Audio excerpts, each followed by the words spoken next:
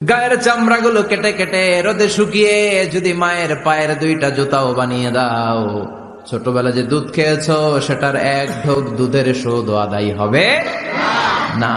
আমার আর আপনার মা যখন আমাদেরকে নর্মাল প্রসেসে ডেলিভারি করেছেন তখন 57 ইউনিটেরও বেশি ব্যথা তারা সহ্য করেছে, যেটা কোনো অ্যাক্সিডেন্টে আপনার দেহের 206টা হাড্ডি আছে তো 20টা হাড্ডি একসাথে কোনো অ্যাক্সিডেন্টে ভেঙে গেলে যত ব্যথা তার চেয়েও বেশি ব্যথা। এজন্য মায়ের মনে কষ্ট দেয়া যাবে, মায়ের মনে কষ্ট দিয়ে জীবনে কেউ সফল হতে পারে নাই। এক একটা মায়ের এক একটা বেবি জন্ম দিতে কষ্ট হয় না? শুধু কষ্ট, কি পরিমাণে কষ্ট এটা মা জানে, বাবা জানে না। এজন্য বিষ্ণু বলেছেন মায়ের মর্যাদা বাবার চেয়ে কয় গুণ বেশি। আবার আল্লাহ বলেছেন হামালাতু উম্মুহু, বাবা তোমার পেটে ধরে নাই, পেটে ধরেছে কে? ওয়াহানান আলা ওয়াহান, ব্যথা কষ্ট জ্বালা পেইন বাবা সহ্য করে নাই, করেছে কে?